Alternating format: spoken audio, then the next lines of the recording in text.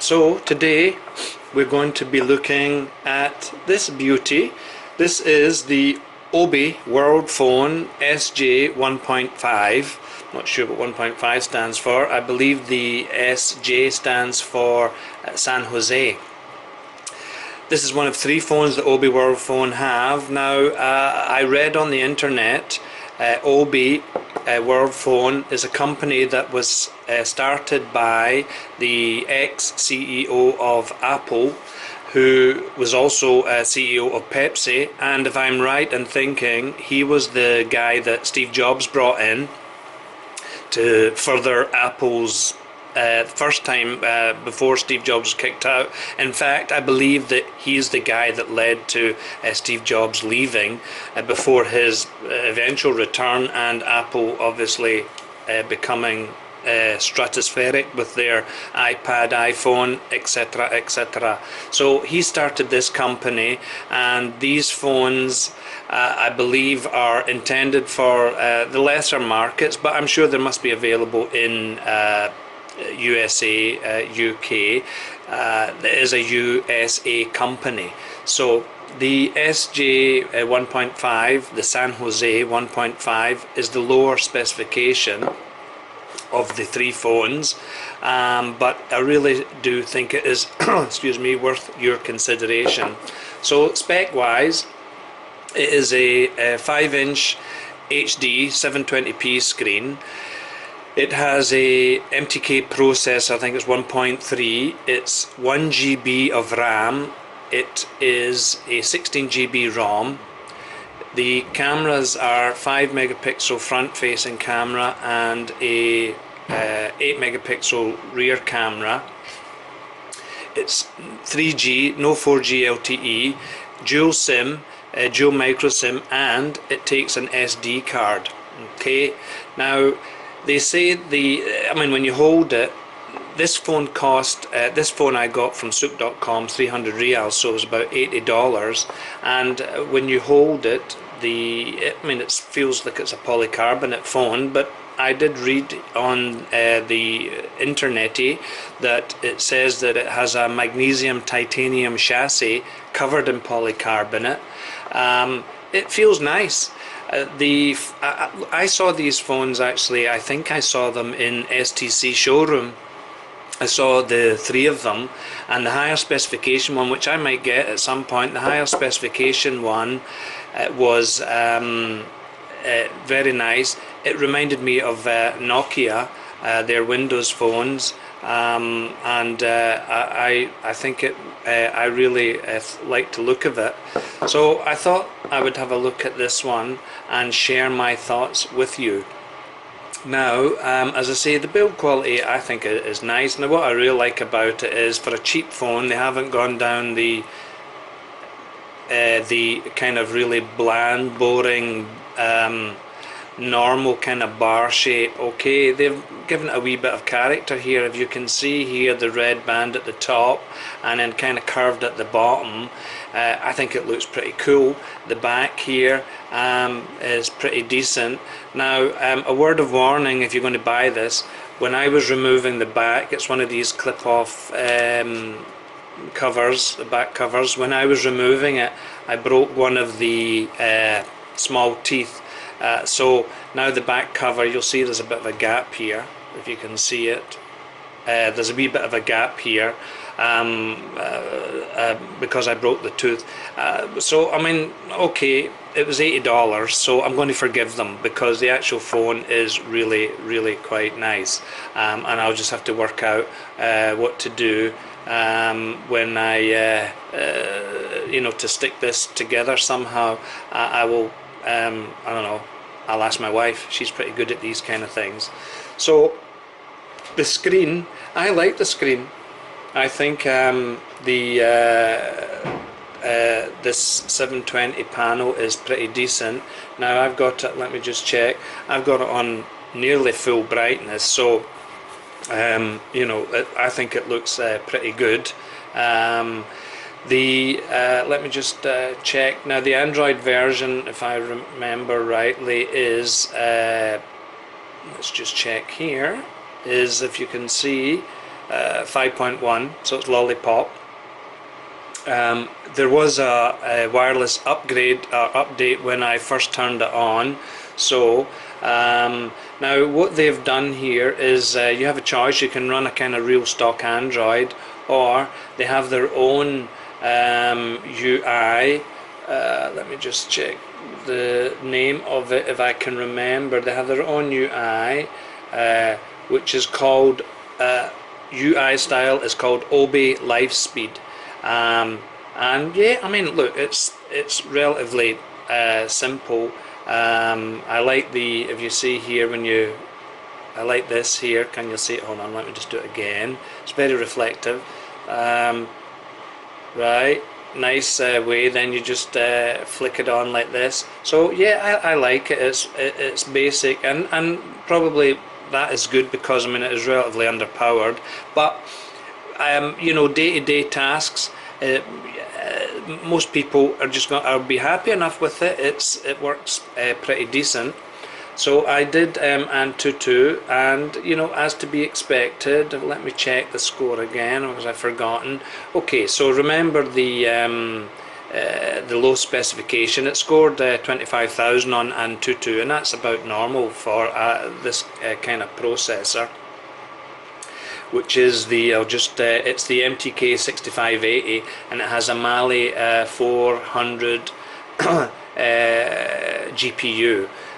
So yeah, as I said, not too powerful, but again, maybe if you're looking for a second phone and you want something a wee bit different, this could be the answer. And for the price, I just think it is a really nice phone, and I think they've done a really good job. Now personally, I would have preferred, even on this phone, I know it's a lower spec one, I believe the higher spec ones have got 2 GB of RAM and the top one is 3 GB of RAM.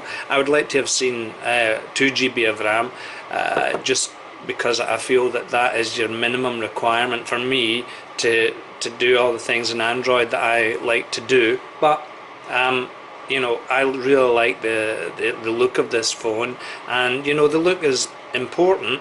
I don't really want to have a bland looking phone. If people the Inju Pro 2 review that I got that I did recently, which was, I mean, it's a pretty decent phone, and it has a price reduction on Souq.com. It's now 950 SR. I bought it 999 SR. I mean, it's a good phone, and I like the real black of the aluminium chassis, but I mean, it looked just kind of generic, whereas this has got a bit of character to it. So it's certainly worthwhile considering as a second phone, travel phone, even as a first phone. Now camera wise, I think I said 5 megapixel front facing and 8 megapixel omnivision camera that they say it is. I took a photo in the flat, and yeah, I mean, it's okay. When I'm zooming in here, it doesn't get too grainy. It's actually not bad at all. I mean, it's hard to tell here. Can we get it in focus? It's hard to tell showing you it, but actually it's pretty decent when you're zooming in there. You know, the noise really just starts happening right on the whatever this my kid's soft toy is here. So the camera, you know, the colours are not particularly accurate, but you know, but again, for a quick snapper, I don't think anybody really could complain about it. What else can we go on about here? So I said that it takes a dual SIM.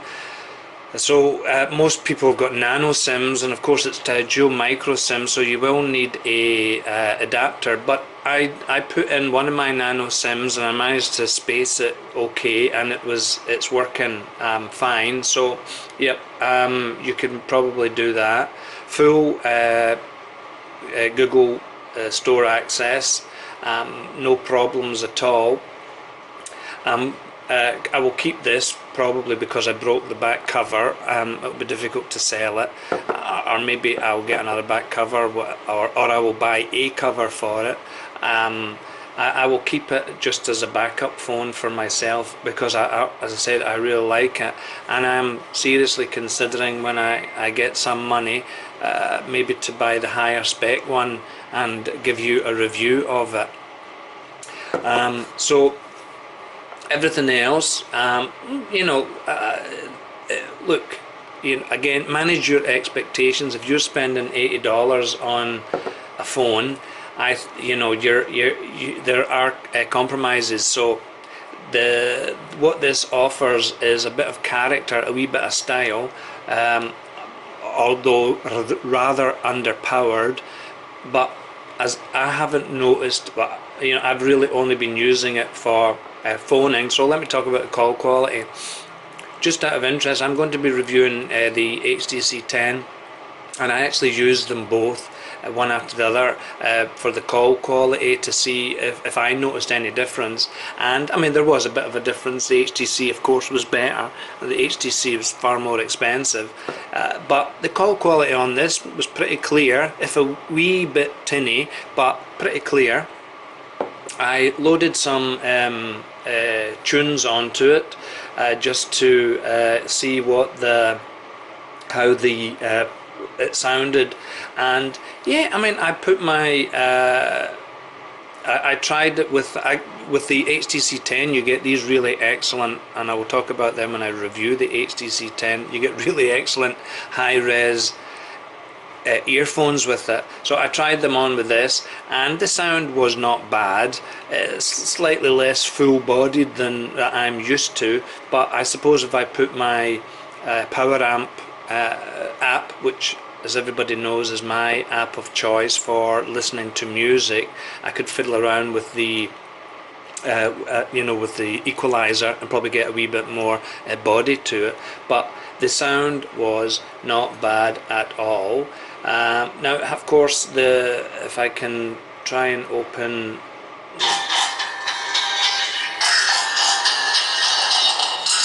that's the sound of the, it's not particularly loud, and it's I won't play too much of that in case we get taken off YouTube. The sound is not particularly great coming from a mono speaker, but it's suffice for your ringtones and stuff like that. So I'm not going to complain. As I said about this Obi Lightspeed UI, it's very, very light, and obviously it's very light so that it can work flawlessly, actually, with the low specifications. So and I don't mind it. You can have a choice to change the background. Let me see, they had some wallpaper. Let me see if I can show you some nice color here. I mean, look, this is this IPS panel is not bad at all, and the colors are pretty decent. I wouldn't say they're totally accurate, but I know maybe a bit cold. I don't know how you describe it, but it's a nice panel. $80. Okay, so don't complain too much. Set this as a wallpaper. It's there you go, nice. As I said, I'm normally using it just for phoning, which is unusual. I don't use it. I don't call many people, but I'm using it for phoning and just checking Facebook and stuff like that. I did put on some tunes. I believe it will take up to 64 GB SD card, so I put some music on it just in case I need some wherever I'm going and I don't have my main phone. So what else can I say? Well, I can't really say much else. I've given you everything here. It's definitely got a Nokia-esque vibe about it, and I don't think that's a bad thing. I think the Nokia phones, Windows and Android phones, and I would really like to get the new Nokia Android phone. I think that Nokia phones, even though they're mostly, for the most part, polycarbonate plastic, I liked them, and I had a few of them, and I thought they looked cool. So this pays homage, I suppose, to the heritage of Nokia, and you know, that's fine. Everybody's copying everybody. Why not copy Nokia? And it will be interesting to see what Nokia does, if it's going to copy other people, or will continue to kind of have that you know, Finnish eccentric kind of vibe that they have going. So I really do think that, and as I said earlier, I did try the other World phones in the showroom that I happened to be in when I was trying to get my SIM card updated, all that nonsense, STC. I thought they were pretty good. So they really are worthwhile you checking out if you're in the Middle East or Asia or in Africa. I believe these have been sold, and you know, and you want something a bit different, stand out from the crowd, and you don't have a lot of money. You could really do a lot worse than this phone. So that's really it. The Obi Worldphone SJ1.5. If anybody, by the way, I've had it going, so there's definitely no malware or anything like that, like some of these other companies have been putting on, that has been opening apps and downloading apps and you know, whatever. Nothing like that. So anybody have any questions, any queries, anything like that, I will do my bestest to answer them in a acceptable amount of time, and that is it. So that's great. Bye.